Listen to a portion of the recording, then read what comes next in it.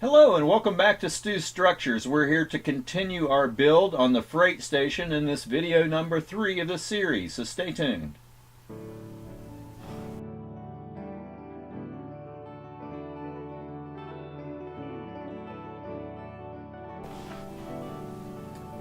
So welcome back. I am Mark Stewart, your favorite Pharaoh equestrianologist, and we're here today, like I said earlier, to continue our build on the freight station. We're going to start working more with those brick panels that we had to add all the relief to and the recessed panels to. There's some parts that have to be glued to the face of that, and there's some setbacks that are required for the recessed panels behind that we need to work on. We need to lay out all those doors and areas and get those cut out of the main piece on all 4 sides. We can start looking at that triangular piece for the second story of the brick on that one end of the building. We can start getting all those panels beveled on the corner so we can turn them into a bigger unit and glue the corners together once we get to that point. And we'll see what all we get into in this video, so let's just jump into it and get started.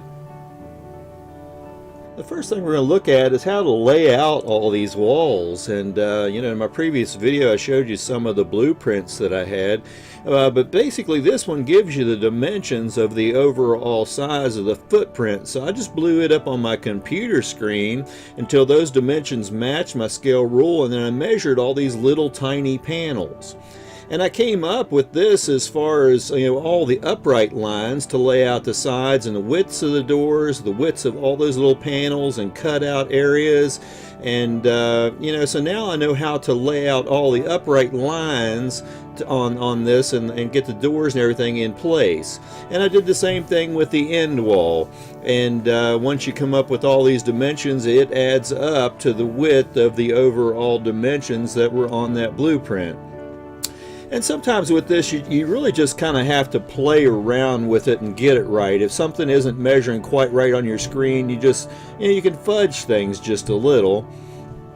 And now this drawing and the next drawing, it gives you some upright dimensions, so you can figure out where the heights of the windows were, the bottoms and tops. And then on your brick sheets, you can count bricks up and down to get it laid out.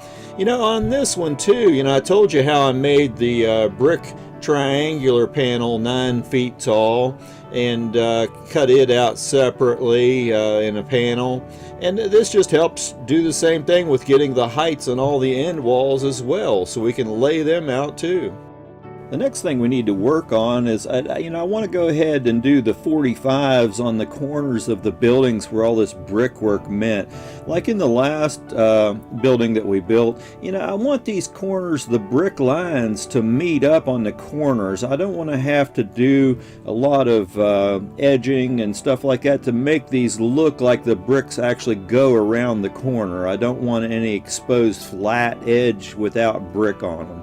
So, at first I'll do the sanding on that, and then we have to come back and do a final file edge on that. So, I've mentioned this before too, just always keep your files cleaned out. If you can keep a separate set of files just for plastic, it would be good. Metal doesn't fill the file the way plastic does, but plastic, after doing a few of these little filing joints, it's just totally full, and your file just doesn't work quite as well. So anyway, once I have the file all cleaned out, I come back and just do a very fine just extremely knife edge on the plastic, constantly making sure it's kept perfectly straight, and then I glue those together in a long panel. And then we use those templates that I put together to draw all the upright lines on these panels and lay out the end walls. And I go ahead and cut the triangles on this end piece. Basically all I did was find the center of that 9-foot panel, go to the center and mark on it, and then just draw or cut from that line down to the corners of the 9-foot panel, and we have our triangle. So this once I came back and used this template here that I drew earlier for all the upright lines on the panel, I just came back and put all those upright lines in like the earlier picture that you saw there. And then we have to do all these archways above all the doors. There's one freight door that has a square top on it that was added later in the building, but basically what we have to do is we have to find how to put these arches in here. And what I did was in a photograph, I looked to see how many bricks tall the center of the arch was compared to the sides of the top of the door.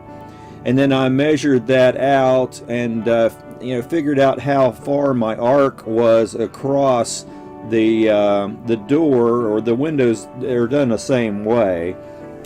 And then basically come down and find where the center point of that arch would be. And to do that, I used a template. You can use a lot of different things to do circles with. I just happen to have a template and makes it easier. So I put these templates in place until I found the one that gave me the right size arch for the opening that I needed to use. And then I came down to the center point of that circle and marked a little tiny dot on the brickwork.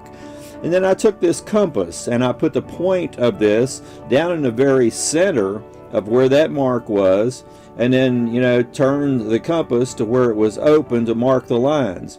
And if you don't have these tools, there's lots of things you can use to make circles. Many times I have went looking for coins or cups or tops to bottles or anything that would give me the sizes of the circles that I needed to use, and use that for a template versus using a circle template or anything else, or even this compass here. But basically, once I have that center mark, like I explained earlier, I put the center point of the compass in that and turn the compass to where it matches the width of the line that I want, and then I mark that line across the arch. And then I make it a little bit wider and do the same thing for the very top line in the arch as well, because there's a top and a bottom to the brickwork in this arch. And that gives me both the radiuses for the top and bottom of this arch above all the doors and windows. And then, right off the very corners of the door, they come down to a straight line. So we need to get the angle right for that straight line. So what I do is I come back from the very same point that I'd used to make the arches with, and I use a straight line and come out off of that point to mark from the corner of the door a straight line up through that arch, so I know exactly where I need to end those arches on both sides, and I don't have weird looking angles on one door that doesn't look the same as an angle on another door. And then basically we have all our arches done, and we're ready to start cutting out plastic after that point, because everything is laid out and ready to go. And then here's just another shot of that same plastic piece that I showed you a little earlier with the arches drawn on it. And then, we have to just use an X-Acto and start cutting back all these openings, being really careful with the arches and those little triangles that stick out on either side, not to harm the plastic or go beyond the lines. We need to make nice clean cuts, but this will give us what we need to work with. Now, I showed this when I was building my previous building, but this is called a Nibbler. I got it from Micro Mark, and it's just good for chipping out little tiny chunks of plastic and openings that you need to get into that aren't next to an edge of the plastic. I do use it for the windows. I went ahead and I'm using it for the archways on the doors, even though I'm using a knife to cut out the basic parts openings of the doors, because I want to save these big pieces of plastic for future projects. But for the arches, I'm just coming back here, and you can see how it just nibbles out little pieces until you can get close to the edges of what you need to work with. And then what I do is I come back with an X-Acto knife, and I just, I work on each of those edges and get it really, really close to the line of where I need to be, if not exact, but being careful not to overcut, because when I'm done with using this knife and come back and cleaning all these edges, then I come down to the point where I use a file again. And I come through and file every down to a very final finish. Now, you know, the windows you got to be careful with, because remember, these windows have insets of those window panes that set back in them, so you don't want to go too nuts with the windows. We're gonna have to trim them down, the panes and everything, to fit with the archway in the top, and I haven't done that yet because I'm going to do them one at a time as I come through with each window to make sure the archways and those fit. Now, while doing this plastic from Walters, I don't care for the plastic itself. The brick looks nice on it, but it's a very brittle plastic. And in cutting this one door frame, I got a little rambunctious, I guess, and it just split. But on this end of the building, there is one of these doors that was installed in the building later on. This was originally a window panel on this back corner of this building. And they came back and installed this door later after the turn of last century. So it's a square door without an archway. So I came back and cut the opening for that door as well square. Now you can see on this how deep the recess is where all these panels set back. I mean, it's really deep. It's a lot deeper than one of the thicknesses of the sheet of this plastic. And here, I'm holding a piece of plastic behind to give you a kind of a size of how thick the plastic would be if I doubled up the layers. Same here, only on the front of the panel. And this, really I could use 3 thicknesses of plastic. And when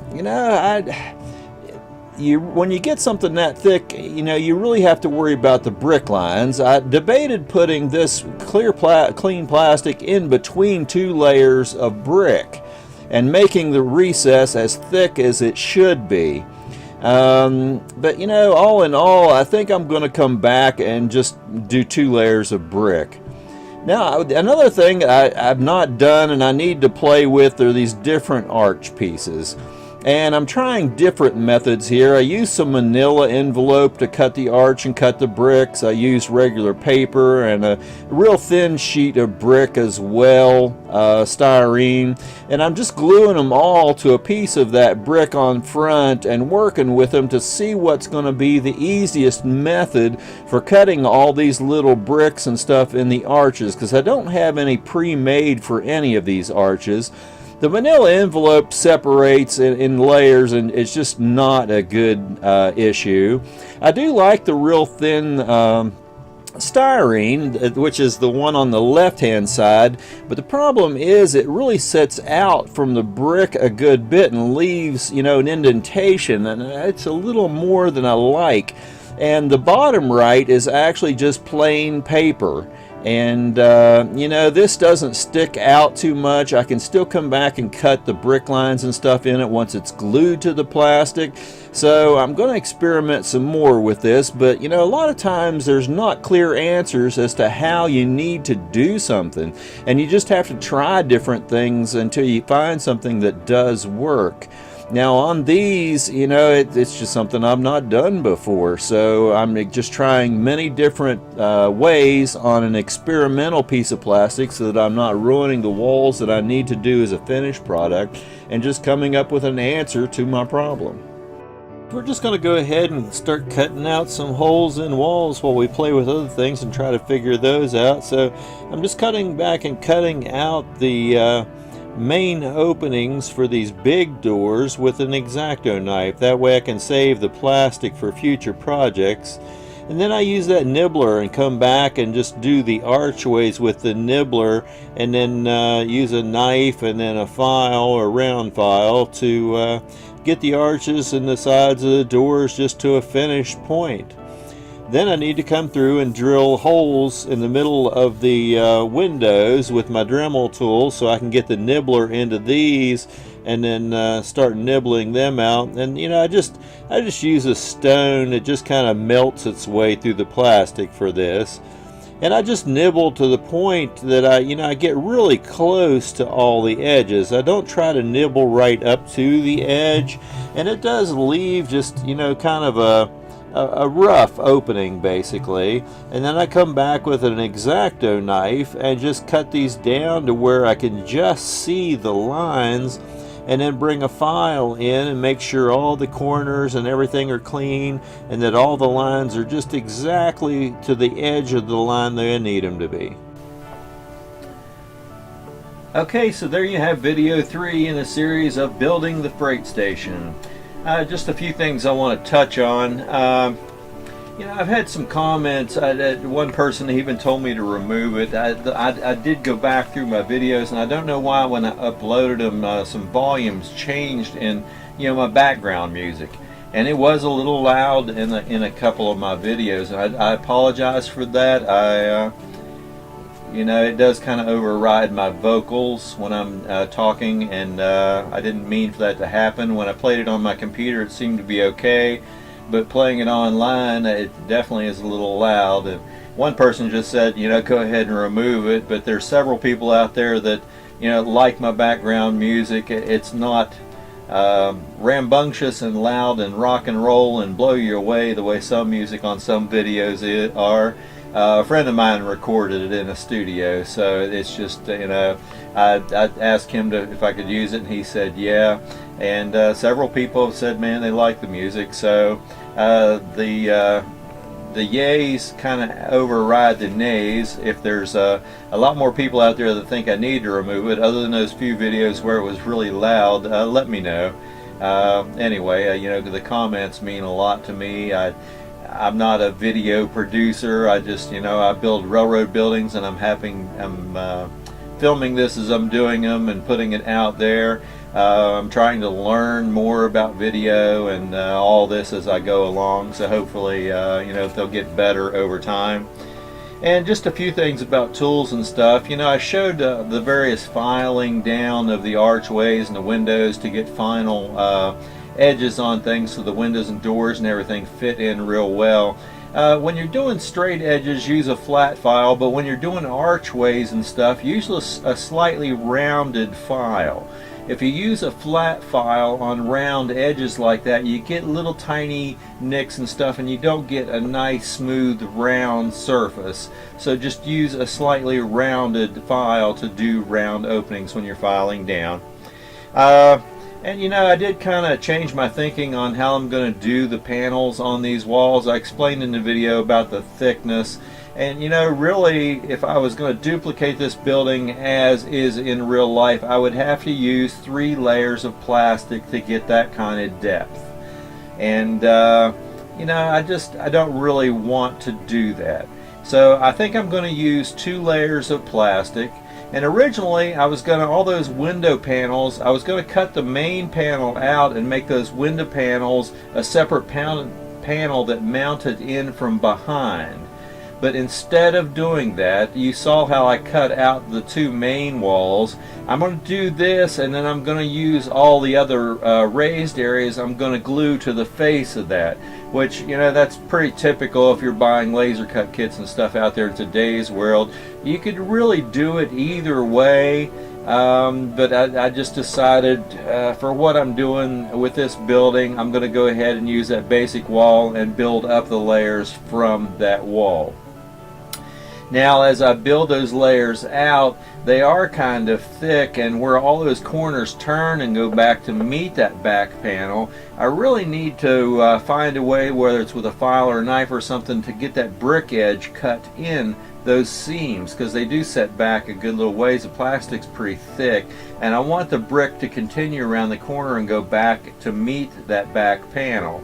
So I need to come up with a way to do that. There's a whole lot of that will have to be done, and it will be very time consuming. I debated just finding the finest cut wheel I could find for my Dremel maybe, and just being very careful, because plastic melts real easy with a Dremel, and maybe use it on a slow speed and just cut maybe the lines with those before I mount the pieces onto the back piece. I'm not sure. But in any case, that's the way I'm going to handle that. It's also going to affect all that brickwork in the tops of all that panel, that dental work. Those are basically about 4 to 5 bricks thick in there. And even using the thinnest brick and stuff that I have, I'm only going to be able to get 3 to 4 layers in there. So it's going to change that slightly. I mean, optically, as you're looking at it in HO scale, I don't think it's going to be that noticeable of a difference. So, you know, I'm going to go ahead and do that. I just don't want to add the third layer of plastic in there. That's just too much to go wrong with all the joints and everything. So I'm going to compromise a little bit. And the archways, you saw where I was experimenting with them there. You know, I do like the real thin paper because it mounts as flush to the brick as I can get so it doesn't stand out. All these little archways are flush with all the other brick in the wall. So I want them to look like that when I get it done. I also tried cutting out little individual bricks out of that paper and mounting them over the door versus putting a piece of paper totally in place for the arch and then cutting out the lines where the mortar lines would be. So anyway, I've still got a little bit more experimenting with that to find the best way of getting paper to work for that. But basically, you know, we're on a roll. We've got a good start on the building, and we're going to continue on in the next video. This one is coming out on time on my normal Fridays. I mentioned in my previous video and in the contest videos that, you know, things are pretty hectic. I did get a settlement kind of on my divorce. I've got to start moving the nursery, and I have my regular job to do, and I'm moving to a farm and rebuilding structures, so my time is going to be really very critical for the next couple of months. I'm going to try to get them out still on a regular basis, maybe every 10 days. I'm going to try to hold to the every week issue as long as I can, but just for those of you that didn't see my previous videos, if they start coming out a day or two late here for a little while and there's a little longer period in between the videos, I do apologize, but it's just beyond my control at this time. Life takes precedence and there's nothing we can do about it. I've learned to roll with the punches a long time ago, and I'm still rolling with them. At 60 years old, I'm rolling with the punches. That's not life's not supposed to be that way. In any case, like and share my videos. I appreciate you coming back and sharing this time with me. I hope you learned something from watching my videos. And if nothing else, just to jump out there and scratch build some buildings. Just get a small piece of balsa wood and make an outdoor shed or something. Some sandpaper for roofing paper or something. And just, you know, play with some things and build some scratch buildings for your layout. And happy model railroading.